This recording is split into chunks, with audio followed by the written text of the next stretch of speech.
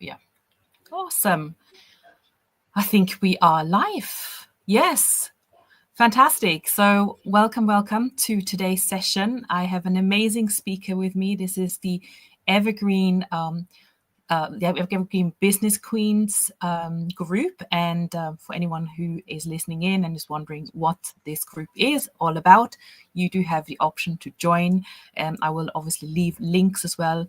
But first and foremost, I would love to welcome one of my dear friends, colleagues, peers. We've known each other for probably 8 or 9 years now. We met at a conference, and Vicky is just amazing. I've seen her work, and the quality of work and the stuff that she does around websites is just insane. So I really needed to have her come on and speak about Profitable Website Blueprint.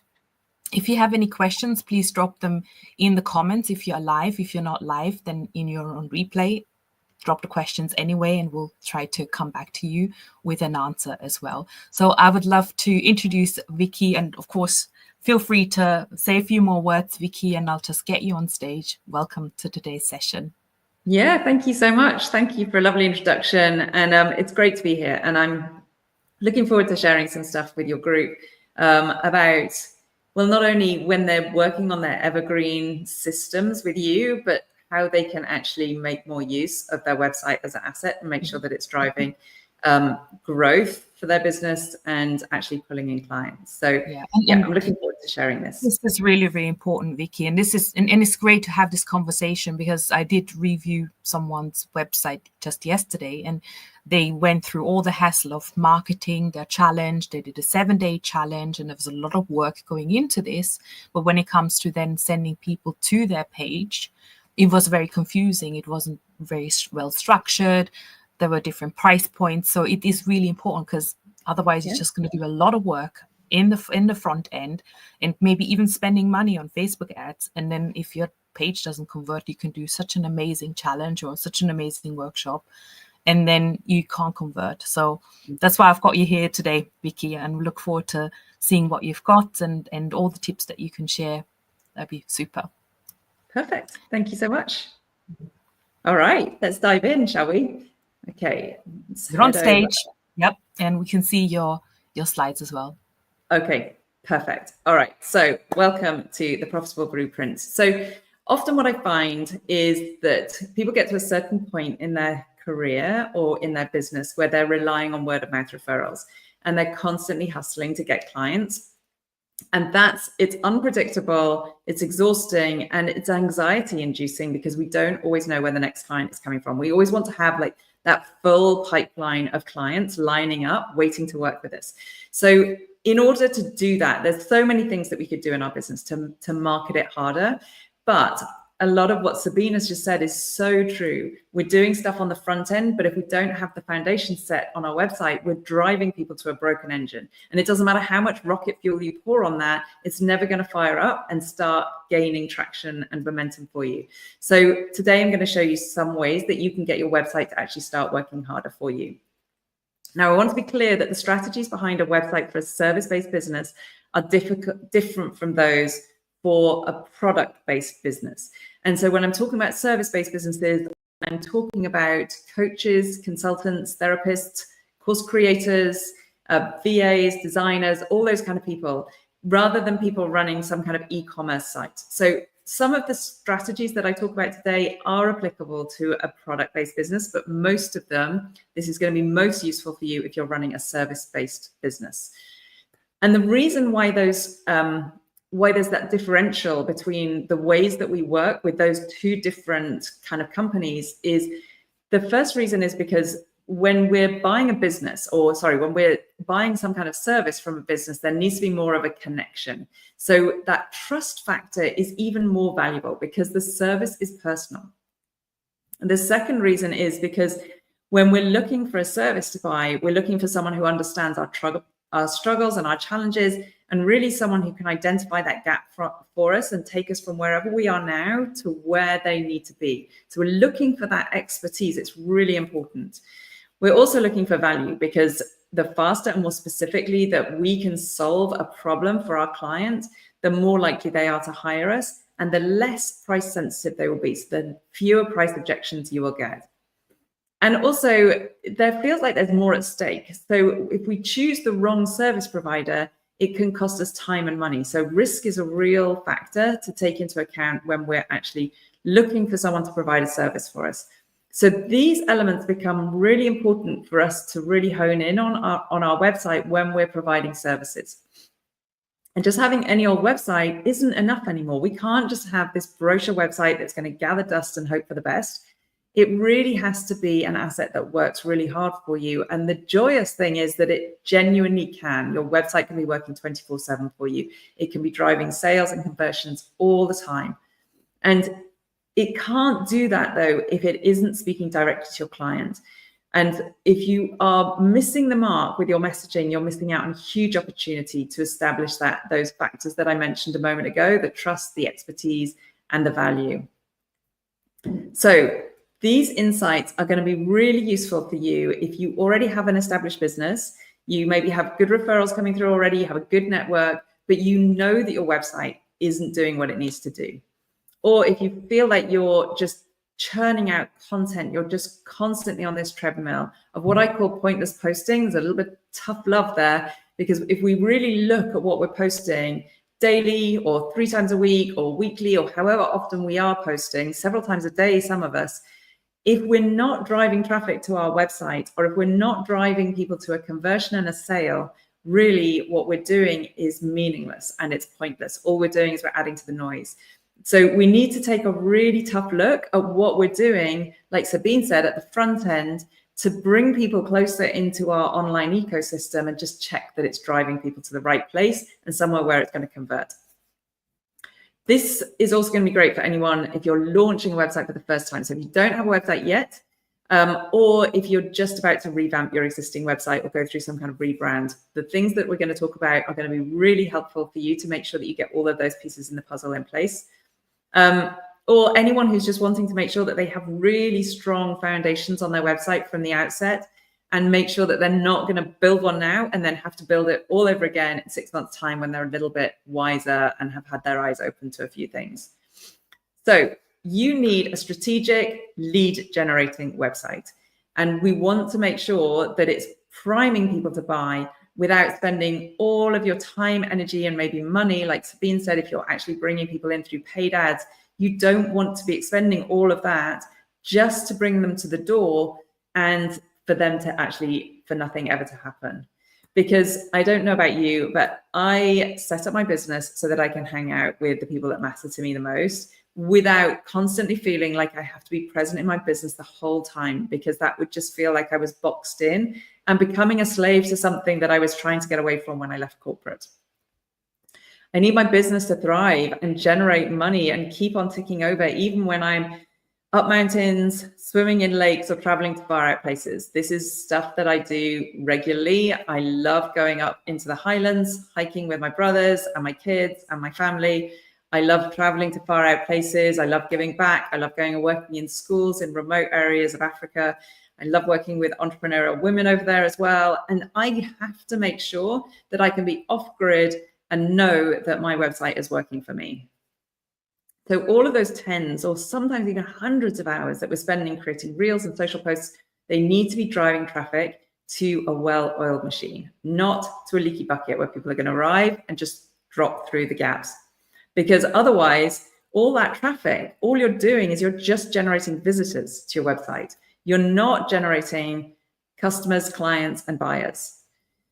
So if you have a website that looks gorgeous, but it's never generating any results, you have what I call a sleeping beauty website. And unfortunately, these are really common because it's not that difficult to build a website anymore. Even if you're not techie, there are templates out there that will help you get up and running fast. So even the tech side of things now is so much more straightforward than it was. But that won't help you bring in clients. It will help you create something that looks good. And so visually, you'll have some credibility.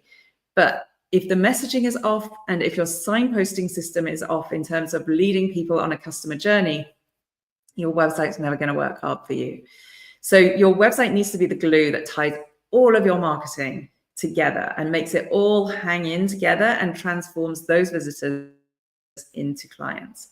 So let's have a look at some of the insights that's going to help you do this. So the first insight that I want to share with you is that really fortunately for us, human beings are really predictable. So just as we know that a river flows predictably to the sea, human behavior is something that we know it has a proven course that it's going to follow, which means it's repeatable. It means we can follow a framework and a system to make sure that our websites are successful.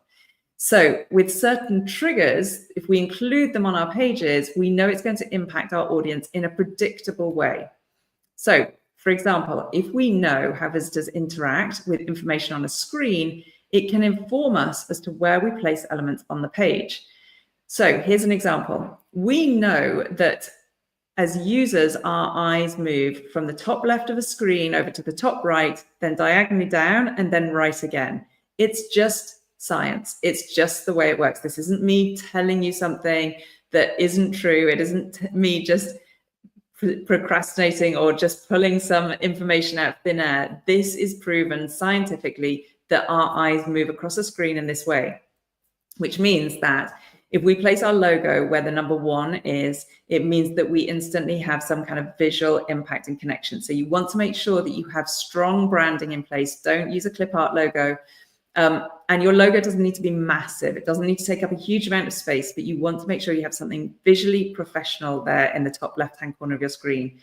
Then the eye is going to move over to the right-hand corner. So you want to have a strong call to action there. What is the thing that you want people to do next? And this is where planning your website becomes really important. We can't just put elements on our website and hope for the best. We want to make sure that we have mapped out the actual user journey that we want people to go through so we can signpost them throughout the entire process and bring people closer into our online universe, swirl them closer into our offerings. So then from that second element, their eye will move diagonally downwards. And this is where you need to have a strong message about how you can help them, who you are, what you can do, what makes you different. And then from there, you want to take them to reinforce that call to action again. So this that we're looking at here is what we call the hero section of a website. It's what happens before they actually scroll down a website. And it's really important that we get this bit right. And I'll show you why in a moment. So you'll see this Z shape happening on lots and lots of websites. It's not always a perfect Z, but inevitably, this is the structure that successful websites will follow. And so what we've got here is we've got your navigation links at the top. We've got your hero section just underneath it. So don't have your navigation taking up a whole load of space. Then we have the content, the body content of your website. There's a whole other conversation for us to have around what happens there within the actual body of the website. And then further down, it's off screen, you can't see it on here, we have the footer where we have all of our legal disclaimers and everything else. And so things like social media links should be down there in the footer. I'll talk more about social media links in a moment, actually. So when I'm talking about why that top piece is really important, when someone lands on our website, that's where you have that's where you've captured their attention. That's where their attention is highest. And as they scroll down the page, you are losing them. So constantly their attention span is diminishing the further down the page they go. That means that your most important information has to be at the top. So that hero section is the most critical part of your site in terms of capturing their attention. And then you want to have the most important information come down, cascading in terms of priority down the page. So website insight number 2. We also know that 95% of all buying decisions are based on emotion rather than logic. Now, this is really useful to us. And lots of us have our business brains on, we're very logical, we're very straightforward, but actually people are buying outcomes and results, they're not buying things and services. And what that means for us is that when we're talking about our services, we're talking about the outcome. So the first hire I ever made in my business, I started my business in 2003, it's 22 years ago. The first hire I ever made was a bookkeeper because I hated numbers. And I hated the fact that every Christmas I would have this shoebox, literally shoebox full of receipts and invoices, and I would have to go through them before I submitted my accounts in January. And it literally destroyed Christmas for me. I hated it. And so when I hired my bookkeeper, yes, I was hiring someone to do my books for me and keep on top of my numbers, but I was buying my Christmas back. That's essentially what I was doing. And that was my outcome that I was looking for. I didn't want to have to spend Christmas every year going through this shoebox. So when someone hires an interior designer, they're not just bringing in someone to make their room look amazing. They're buying a feeling. Like when they go into that room, they want to just go in and relax. They want the compliments when people arrive as visitors and come to see them and spend time in that room with them. It's not just that they're hiring someone to make the room look amazing. It's what it makes them feel. So if you're only talking about the features of your service, you are missing out on a huge opportunity to connect with your potential clients and your prospects in a meaningful way. We need to play into how we as humans make decisions. We need to understand this. We need to understand it deeply. This isn't just about putting information on a page. It's about really understanding how it connects. We want to give out the right information at the right time and in the right order. When you think about that attention span, think about that when you're placing information on a page. And we need to create curiosity, drive engagement, and maximize our lead generation in order to get sales from our website. When you do this, you can expect a higher percentage of the traffic that's already visiting your site to actually take the next step with you, whatever you decide that next step to be. Because most people think they have a traffic problem, but actually they've got a conversion problem. So when people think they've got a traffic problem, they churn out more and more content on social media. They spend longer engaging on other people's posts. And really that time is time that you will never get back.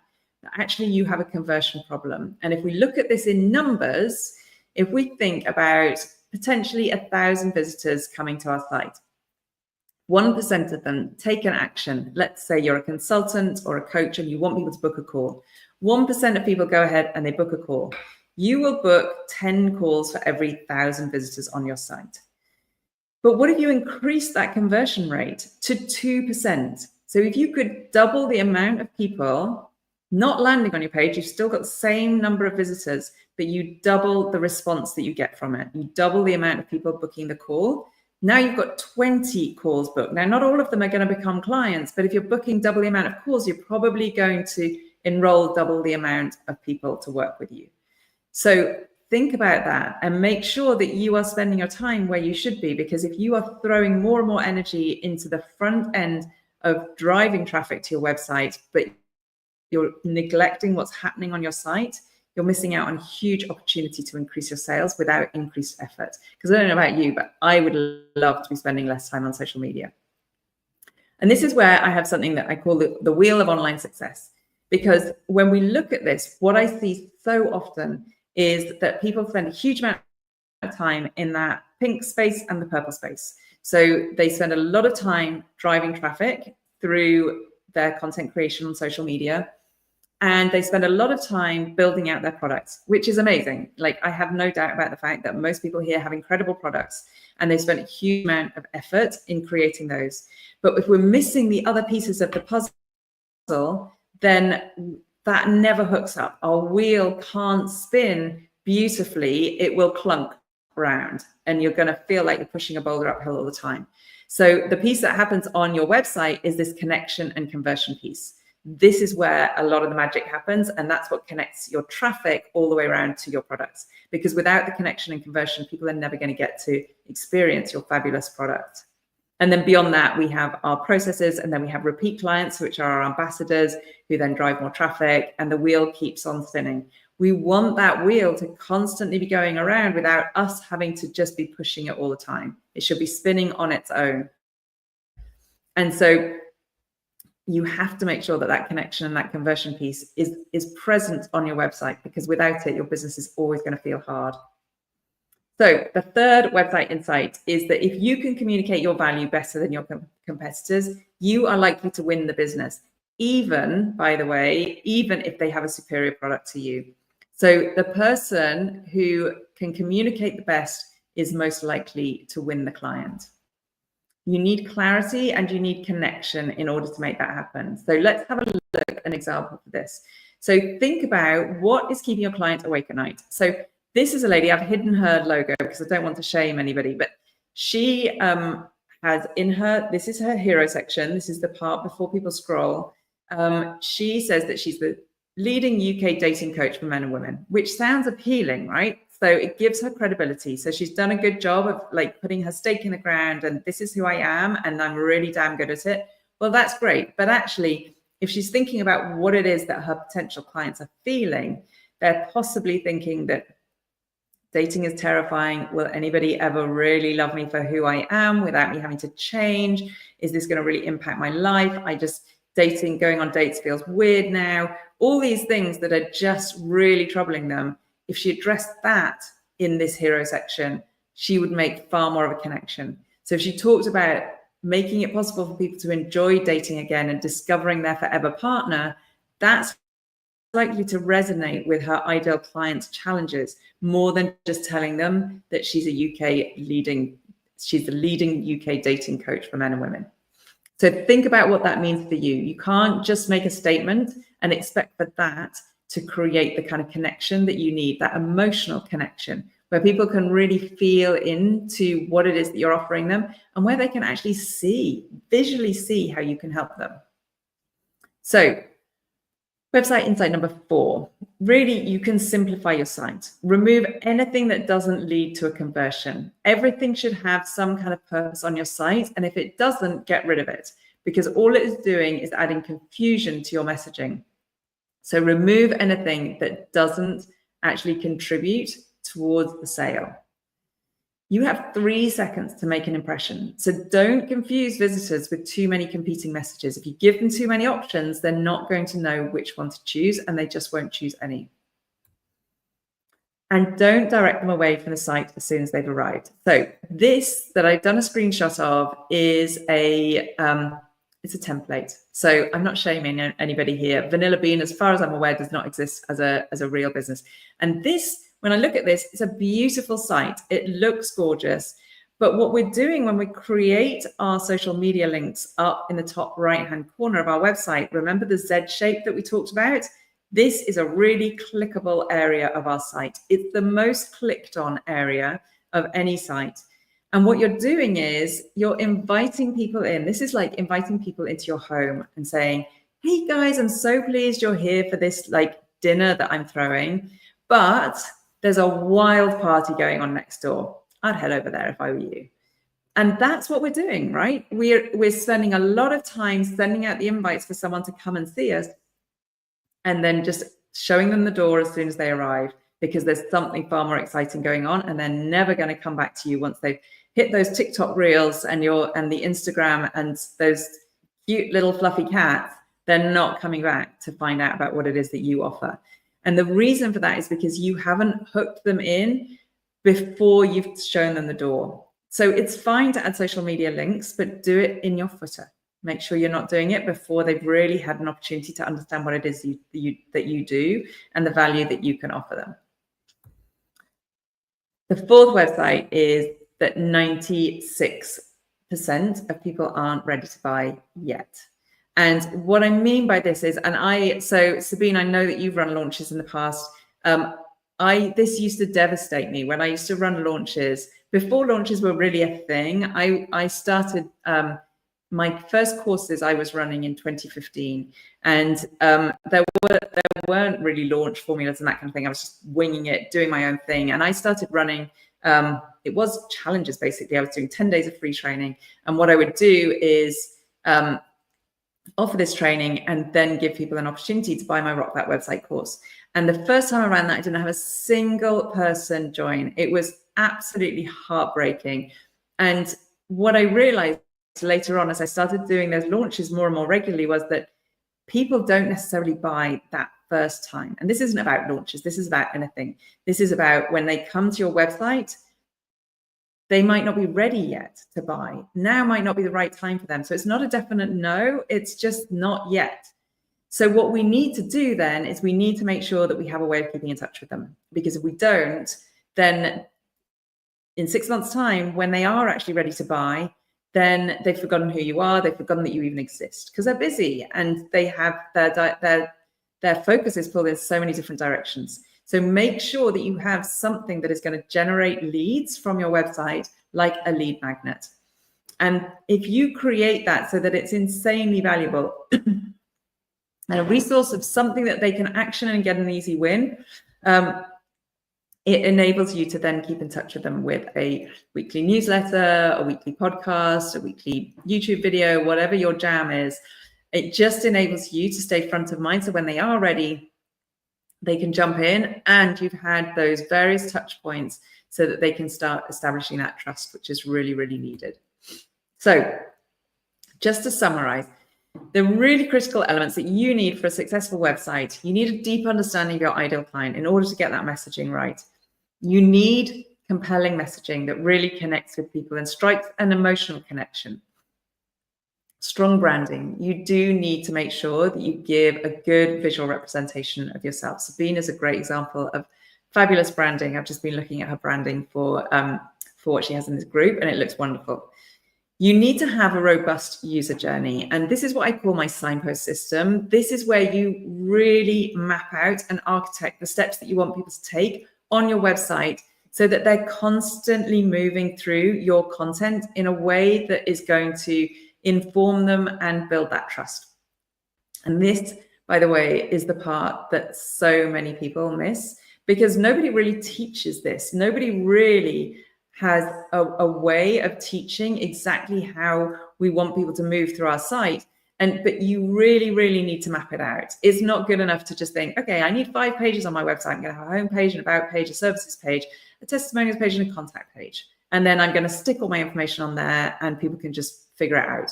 You can't do that. You need to make sure that you have some kind of system in place where you are signposting them from step to step. Obviously, you need to have irresistible offers. So you need to have offers that people are actually really wanting and that show them that you're creating some kind of result and outcome for them. And you need a list growth strategy. That's the lead magnet that I just mentioned. So these are the things that are really, really critical. I'm going to quickly rattle through 10 ways that if you already have a website, that you can improve it, to improve the conversions that you might currently be missing out on. Some of them are going to back up some of the things that I've already talked about. So there's a little bit of repetition, but the reason for that is because it's important and I want to make sure that it lands. So remove social icons from your header is the easiest action you can take. If you have social media icons high up on your website, please do this today whilst you're watching this, not whilst you're watching it, but as soon as you finish watching it, just move them to your footer. If you've already got them in the footer and they're in the header, just take them out of the header. The second thing is so important that we really understand this. So understand your client and connect with them. Make sure you really, really understand what it is that is keeping them awake at night. What are the conversations they're having around the dinner table with their partner in the evenings? What are the things that are troubling them? Get inside their head and talk to it. And if you're wanting to create a strong client connection statement, you don't know where to start, this is a template. This isn't meant to straitjacket you into a framework that you have to use. But if you start with this, if you're really not sure how to pull this together, start with this and then you can play with it and you can fiddle around so that you can put it into your own way, words that make it feel really comfortable for you. So I help or I support whoever it is that you work with. So for me, that might be I support coaches and course creators. And then with whatever their problem is, so think about what their biggest struggle is and how you can help them. And then then move on to so that whatever it is that the outcome is of working with you. So let me put some of these into context. So for example, we could have, I help coaches create profitable websites with confidence so that they can grow their income, extend their impact, and further their reach. So that could be a client connection statement that I use. So let's say you're a career coach and you work with mums who are going back to work. So I help busy mothers get back to work with confidence so they can balance their family and work life and still get promoted. So we're talking to one of those things that probably is something that troubles them. Okay, if I go back to work, I've had 9 months off, I'm going to get overlooked. I'm never going to get that promotion I was promised before I fell pregnant. So really think about what it is that's troubling them and speak to that. Another one, let's say you're a copywriter. I help entrepreneurs clarify their message so they can eliminate confusion, connect with their customers, and make more money. So take that as a framework, start with that, and then play with it, because that gives you all the elements that you actually need. And what you need to think about is putting yourself in the shoes of your visitor on all of your pages, not just your homepage. Think about what it is that they're looking for and how you can get them to that outcome the fastest, how you can show them that you're going to help them bridge that gap. Okay, the third thing is make sure you have a primary call to action, which takes people on that next stage of their journey, which is going to build trust. This all goes back to that signposting system I was talking about. So your primary call to action is the step that you want them to take. So for some of you, it might be book a call. For some of you, it might be download a lead magnet. For some of you, it might be listen to my podcast. Whatever it is, you need to have clarity around what it is you want them to do. Because as soon as you feel a bit fuzzy about, well, I'm not sure, I would love them to listen to my podcast, but I'd also really like them to download my lead magnet. And I'd also like to have a conversation with them. As soon as you're feeling woolly about what it is that you're asking them to do, and you present all of that to them at once, you've lost them, because they don't know which one they're meant to click on. So don't give them too many options. What you need to do is signpost them from one to the next, to the next, to the next. So use exciting calls to action. So instead of buy tickets, think about make it a date, or instead of read more, dive in. Instead of donate, your support matters.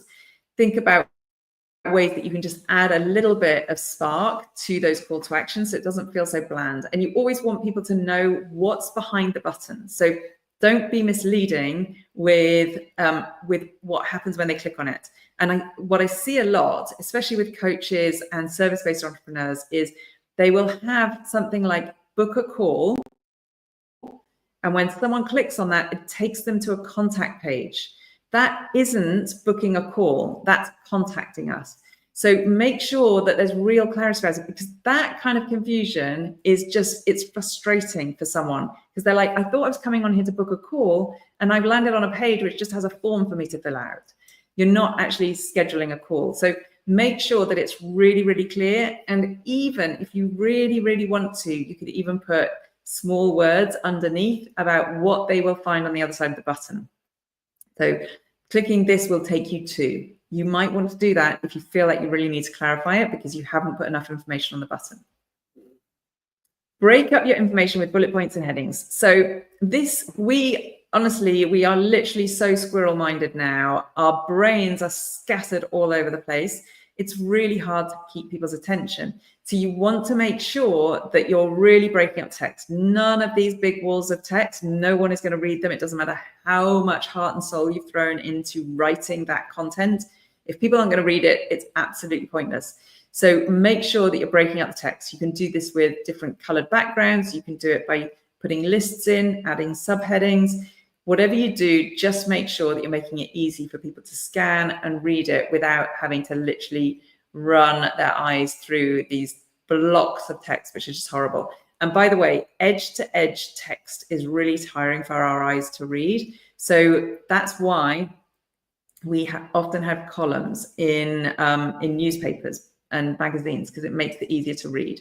So if you look at this in terms of a wireframe, it's much easier to read when you've got things broken up with images, we've got things broken up into columns and lists and headings, than this kind of information. So just be mindful of making it as straightforward as possible for people to absorb the information you're putting in front of them.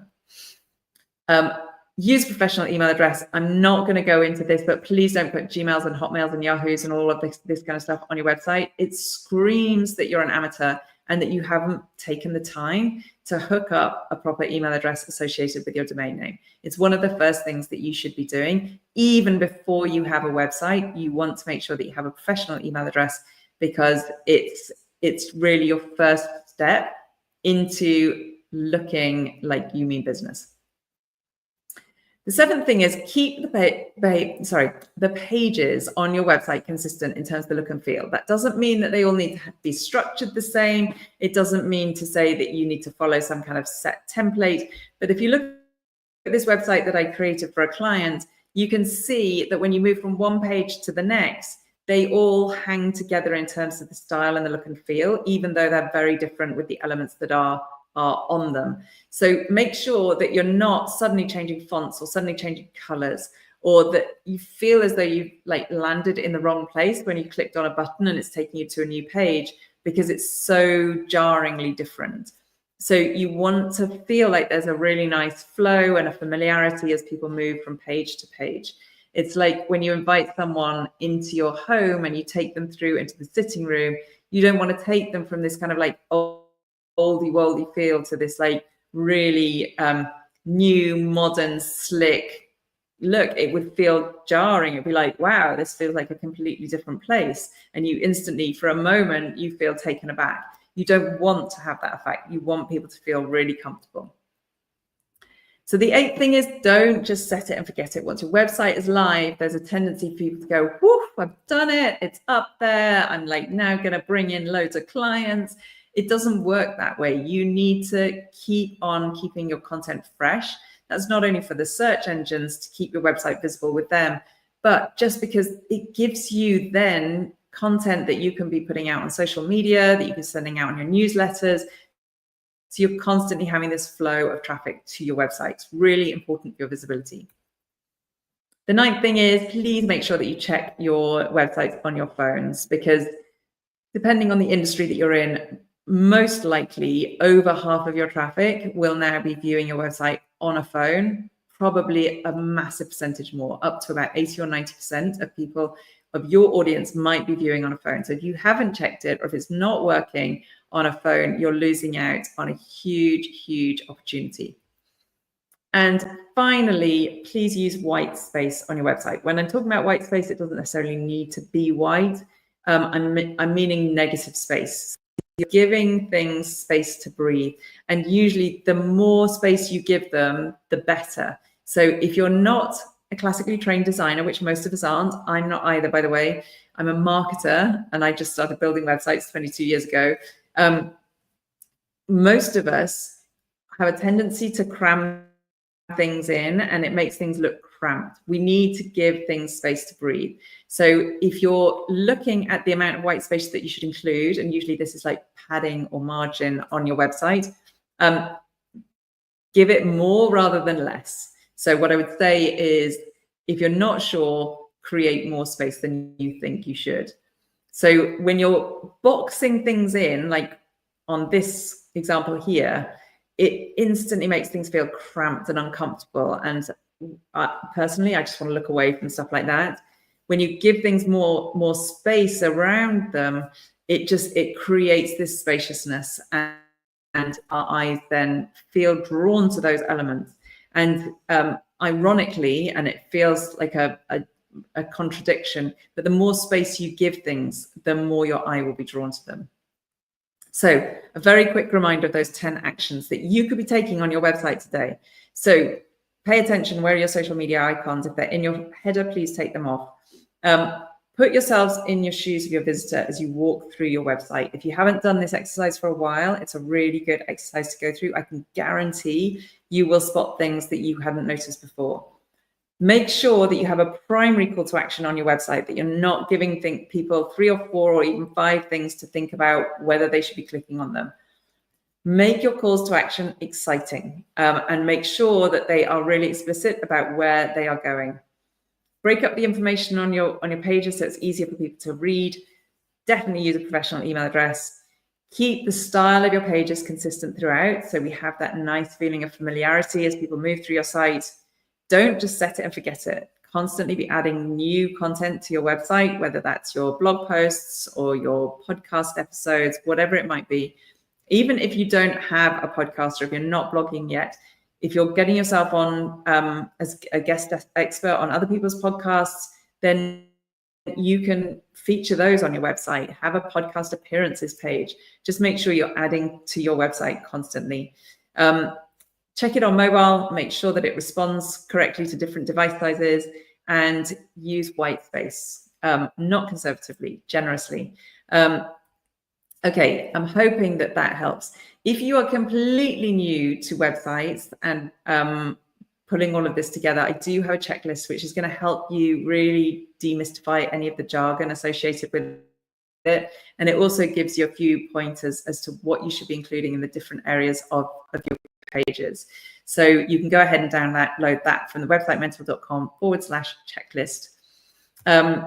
And a very quick summary of some of the things we've talked about. Sabine, I told you I would finish at 45 minutes. Can't believe it. So your website genuinely has the potential to be a really powerful business asset in terms of the growth of your business. And if it's not converting the traffic that you're already generating to it, then you are wasting time by sending more traffic there. So I would love to encourage you to really go away and look at your analytics. If you don't have analytics on your website yet, you should go ahead and install those.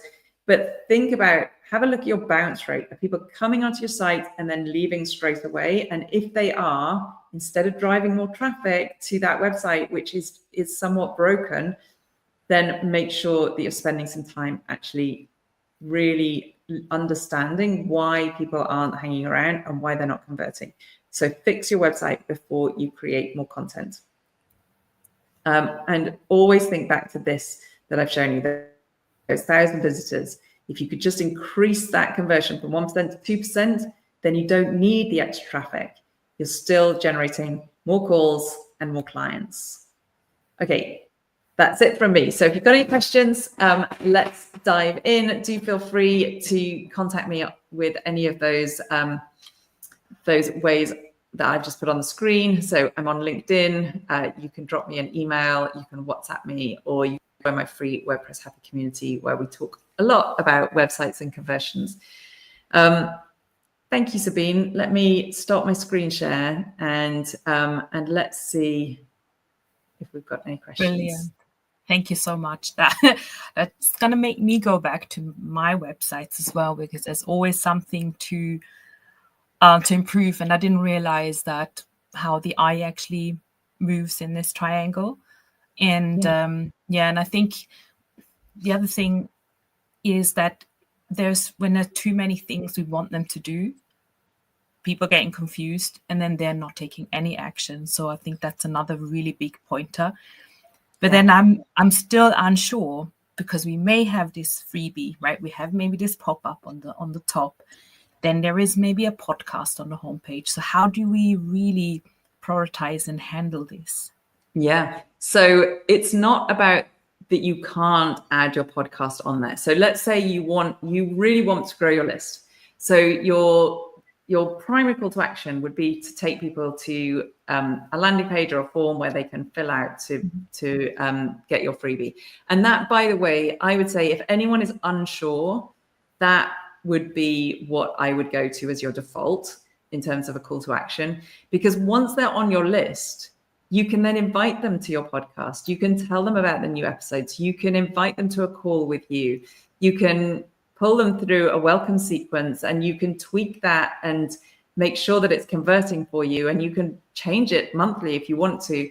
But if you don't have them on your list, like if you send them over to listen to your podcast, they might listen to it and go, oh, that was good. But they might be in the car or walking their dog. And then as soon as they've got home and the kids are hungry and they put the dinner on, and then they've got to rush to the station and pick up their husband they've forgotten about how they were ever meant to get in touch with you or join your list or download your show notes or whatever.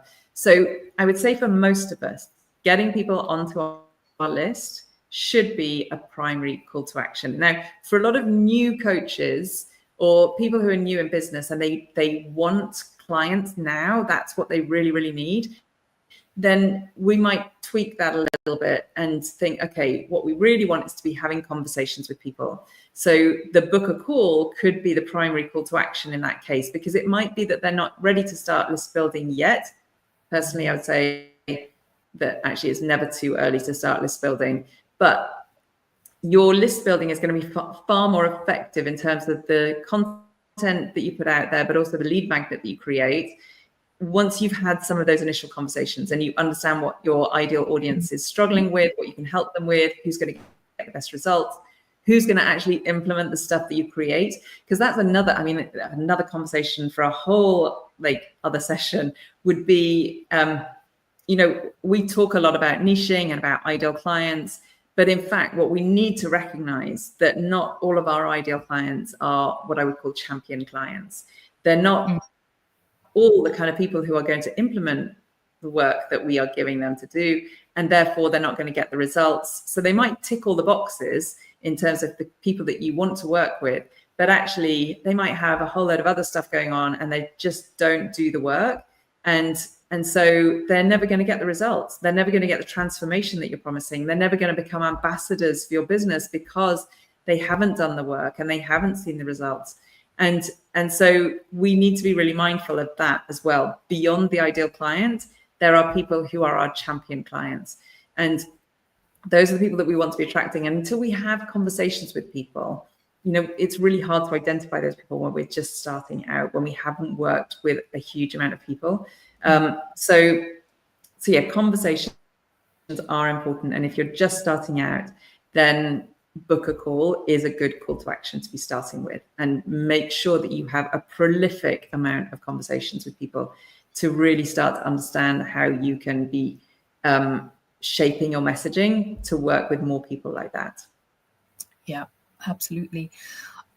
We've got a couple of questions. So thank you for the very informative session. Do you have any advice about how best to use sales funnels with your website? I think that was actually going to be my next question, because I thought, well, my advice would be, my thoughts on websites is that it's kind of like a brochure where people can maybe check out whether you're a real person.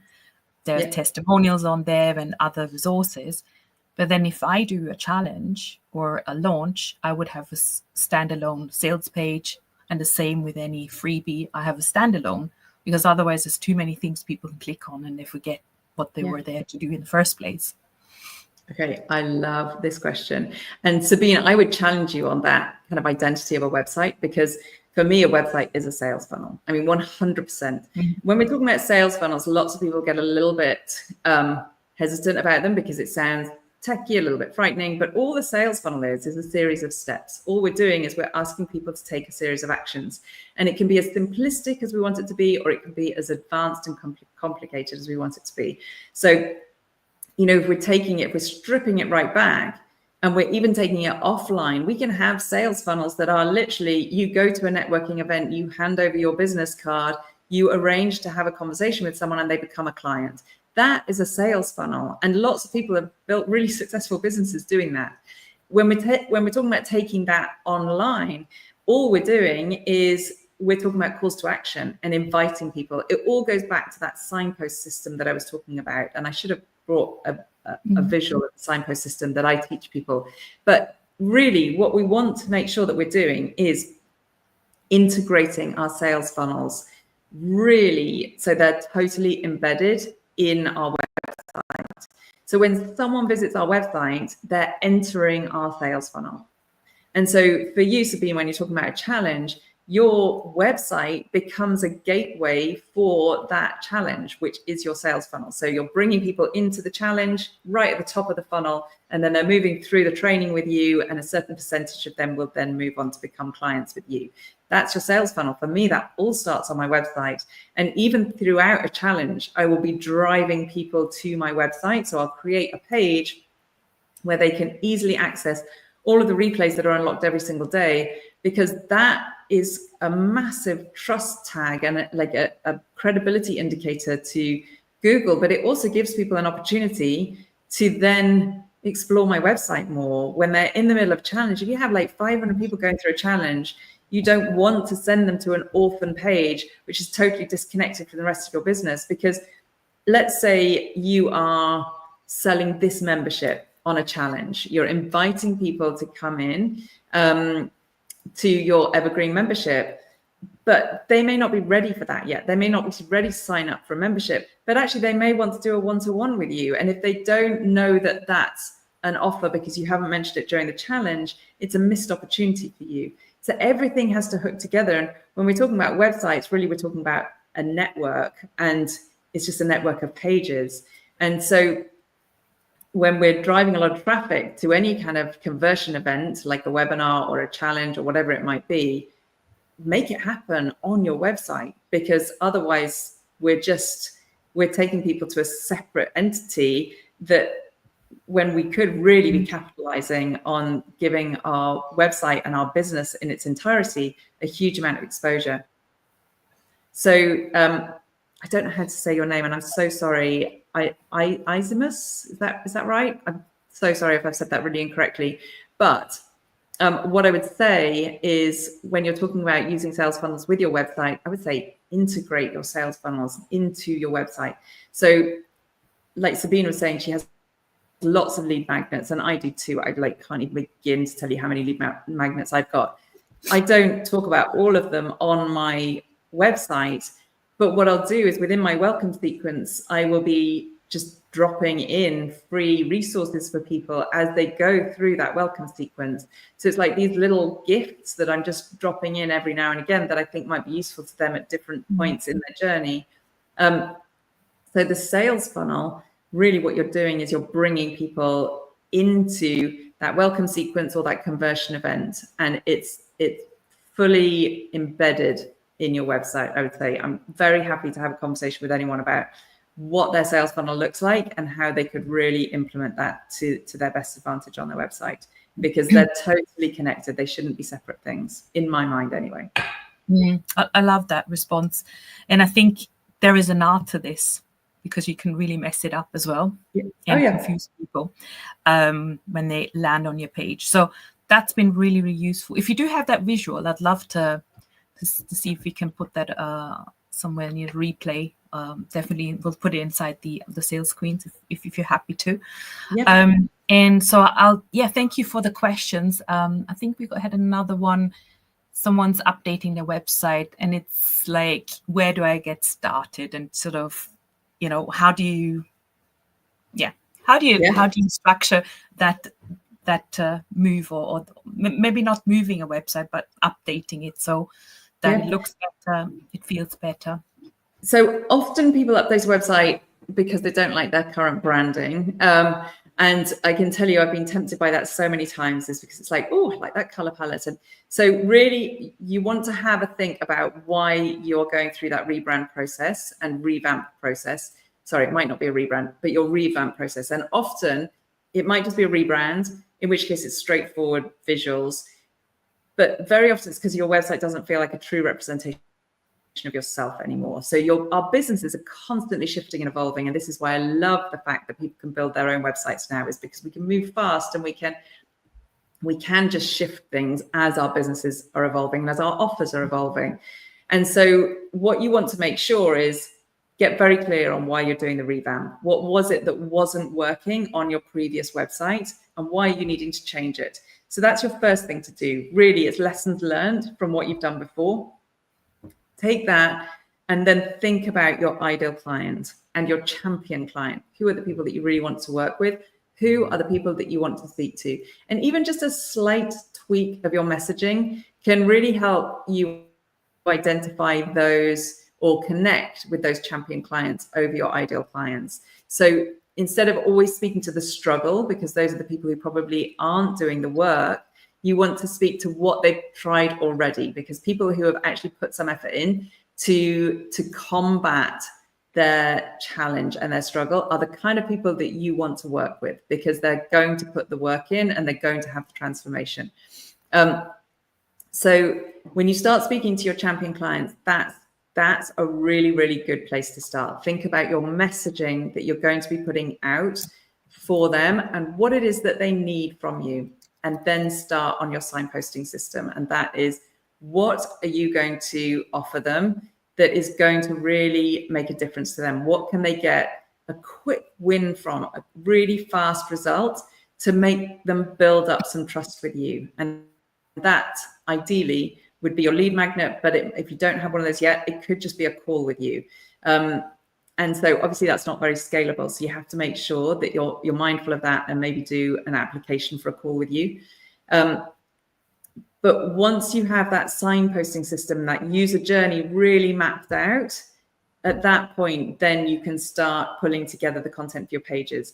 And that signposting system, I can promise you, that's the bit that I see most people miss out, because they will start writing the content for their pages before they've really thought about what are the actions that I want people to take, to move through my website in the most logical way that is going to swirl them closer into my online universe and bring them closer to actually becoming a client and working with me. Awesome.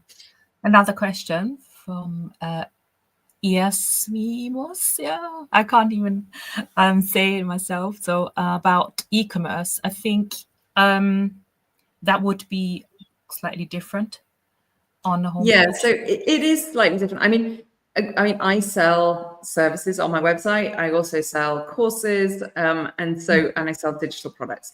So in a way, it's kind of e-commerce, but it's definitely not retail. So if you sell products and services, I would assume that they're complementary. Do you recommend featuring digital or physical products on our homepage alongside our? I'm not seeing the rest of that. That message. I'm not sure if it's just cut off for me. Oh, here, hang on. No, I can't see. I think it's cut off. So I'm a big believer in simplicity in our businesses. So I would never encourage people to build 2 websites if they don't need them. But if you're selling products and services that are not related or only tenuously related, I do think they belong in different places, because otherwise your messaging just becomes way too confusing. If they're really intricately linked, let's say you are a wellness coach and you're selling supplements, for example, then there's a natural marriage of those belonging together. Now, should you feature them together on your homepage? I would suggest potentially not. I would never feature, let's stick with the supplements example. I would never feature actual products on that homepage, because the purpose of your homepage is not to be a sales page. It's to signpost people to other areas of your website where they need to go. And so for something like Wellness Coach, you could have something called an offerings directory, where you take very high level categories of what it is that you offer to get people to where they need to be. So for that, it might be one-to-one wellness coaching, a group wellness coaching, and supplements, products and supplements. And when they click on that, it takes them to the shop. So you're not featuring any of those supplements on your homepage. You're not featuring any of your actual one-to-one offerings or your group courses or anything. You're just telling them those are the ways that people can work with you. When they click on it, they go to a page that gives them more information about it. So think of your homepage as a gateway into the rest of your site. You don't want to put too much information on your homepage because it's overwhelming, and when you give people too much information, then they just won't want to click on any of it. So very high level information on your homepage, but make sure that you're connecting through your messaging with what it is that they're needing to hear from you. Oh, alongside our services. Okay. So hopefully that answers your question. Perfect. Thank you so much. With that, we'll conclude the Q&A, and I'm just going to quickly close.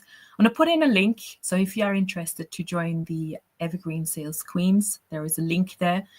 Vicky is an affiliate, so she's in the group as well, and she's always supportive of what I'm building, and we sort of always look at each other's promos and what we can learn from each other. One of the things I do want to just mention very briefly is that she's got some amazing programs. And Vicky, I'm going to share that. You haven't seen this, but I'm going to just share my screen and show. She's now got space within the Evergreen Sales Queens. What is the Evergreen Sales, the Evergreen Business Queens? It is a community which is hosted on School. We have, it looks like Facebook in essence, but it's not really about promoting ourselves. It's more like having conversation. It's a learning platform. And Vicky, you've already got a page. You've deserved this space now. So we've got the speakers corner.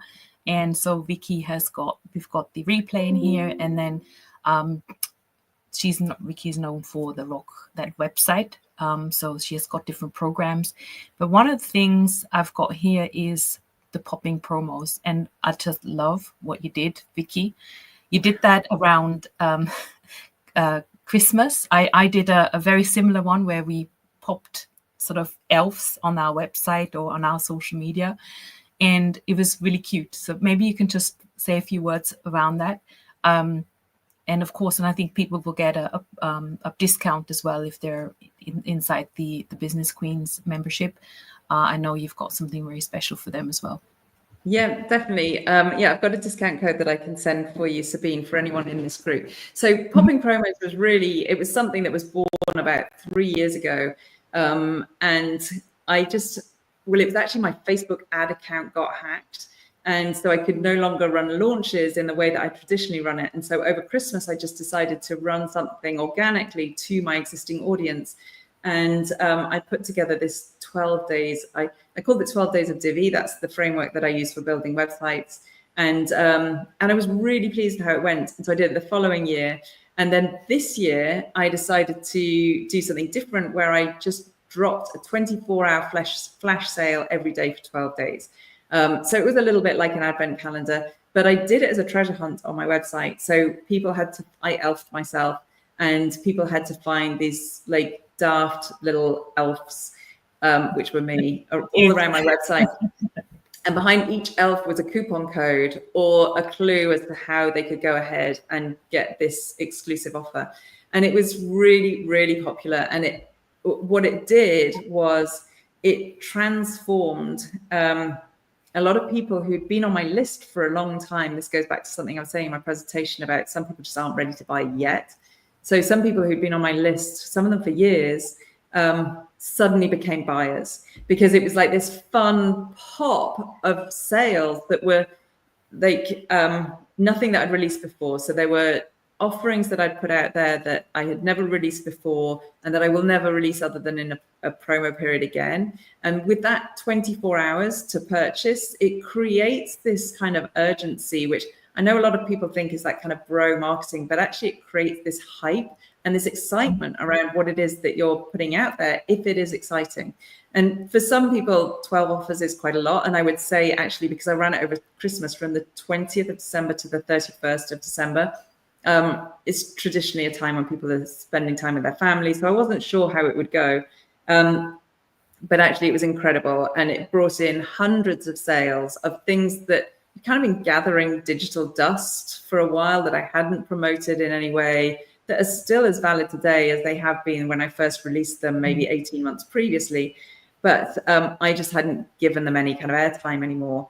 And so rather than this long launch period, which I think a lot of us are becoming fatigued with, these little pops of sales, which are only valid for 24 hours, they work really, really well. And so that's what popping promos is about. So I ran a pre-launch of that or a pre-sale of it in January. And yeah, people are loving it. So you might see a lot more people like doing little treasure hunts on their websites. It's just fun and it's a bit frivolous. It means that we're not taking ourselves too seriously.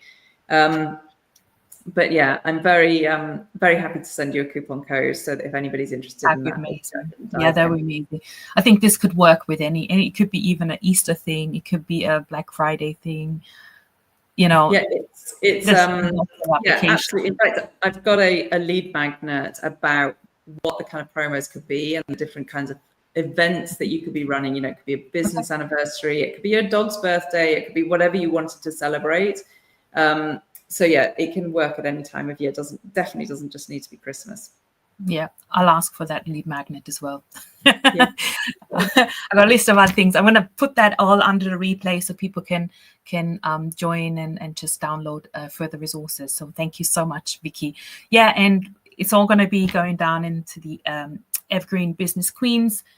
This is the space that I've created because I'm all about evergreen business models. And I think Vicky just said it, you know, the website can become an evergreen sales machine. It is one of the main components, but then also we talk about what do we do to get actually people to the website, how do we actually create all the assets that need to go onto the website as well, and how to then deliver your programs. So that's what we do inside the Evergreen Business Queens. I'm going to show you in a just very quickly. We've got the classroom, we've got a community, we've also got a calendar of live events such as this.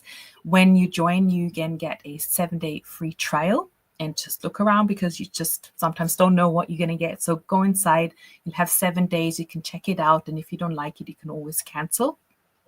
Here is the link and the QR code. So if you scan that, you'll get directly to school, and this is how it will look. You'll get to this about page where you can join up, find out a little bit more about who is it for and so on. And then inside the community, we'll then message you, we'll tag you as well, give you a great welcome. And inside the calendar, you will find all the live events. So I have masterclass coming up. We've got co-working sessions.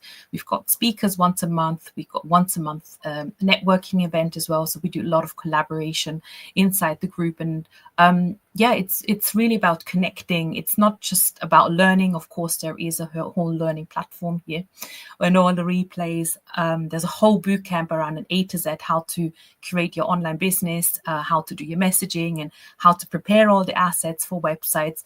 And then you've got the Visibility Accelerator that has 26 strategies to enable you to actually get people to your website, to your challenges, to your lead magnets as well. And then we've got a lot of resources around AI, where I do sort of over-the-shoulder teaching and coaching when I'm using different AI tools, how to actually create, for example, webinars, how to create landing pages, emails, and so on. So all of this is inside the school group for you once you join. And yeah, that's us done for today. And I look forward to seeing you at another event inside the school group. Once again, Vicky, it's been fabulous having you here as one of our speakers. Thank you so much for today. Thank you, Sabine. Thank you for inviting me in. And if anyone's watching on the replay, feel free to just ask any questions, and I'll pop in and answer those. Perfect. Thank you.